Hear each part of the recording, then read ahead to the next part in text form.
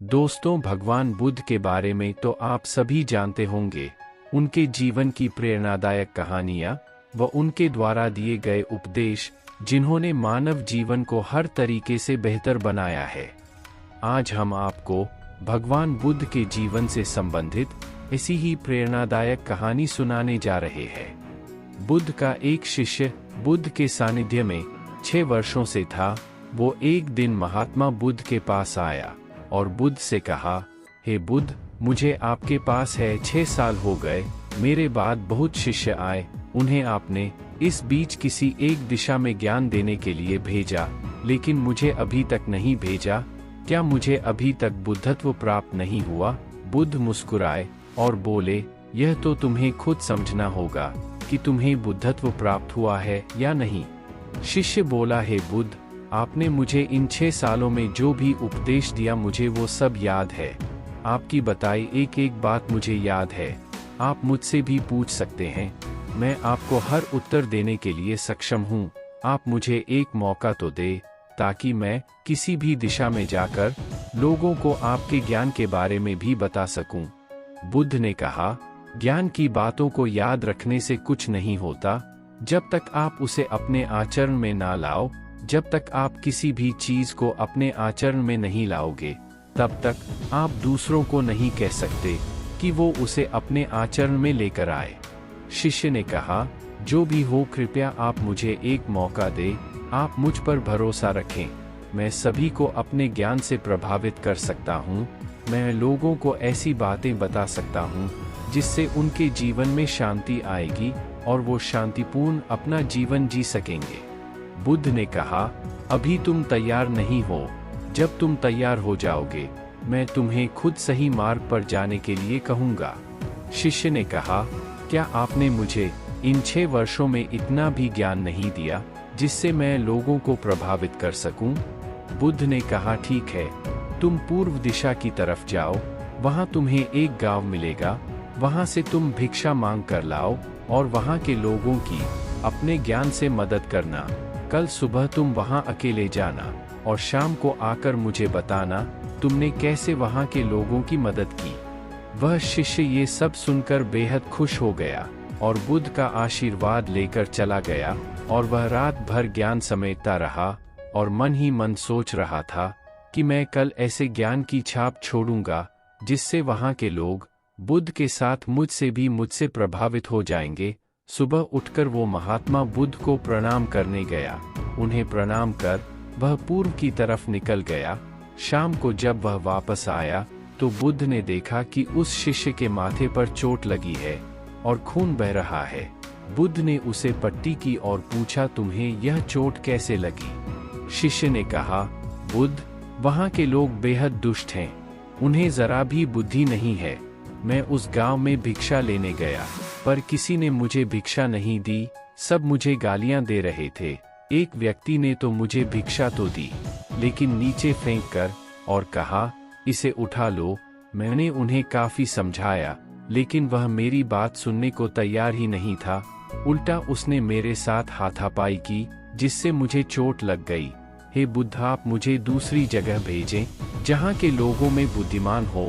बुद्ध उसकी बात सुनकर मुस्कुराए और बोले, अगर तुम्हें दूसरे गांव में भी ऐसे ही लोग मिले, तब तुम क्या करोगे? शिष्य ने कहा, हे बुद्ध, ऐसे लोगों को कोई ज्ञान नहीं दे सकता। वह लोग अज्ञानी है, उन्हें कौन समझाए? बुद्ध ने कहा, वह लोग अज्ञानी नहीं बल्कि ज्ञानी हैं। उनके पास बहुत बुद्धि है, परंतु उनके पास खुद का ज्ञान है। अब अगर तुम किसी दूसरे के ज्ञान को चोट पहुंचाओगे तो वह कुछ तो कहेंगे ही। तुम्हें ऐसे लोग हर जगह मिलेंगे, तब तुम अपना ज्ञान उन्हें कैसे दोगे? बुद्ध ने शिष्य को कहा, आज तुम आराम करो, कल शाम को मेरे पास आना। शिष्य बुद्ध को प्रणाम करके चला गया। अगली शाम जब वह वापस बुद्ध के पास आया, तब वहां एक और बुद्ध का शिष्य मौजूद था। उनके हाथ में चोट लगी हुई थी।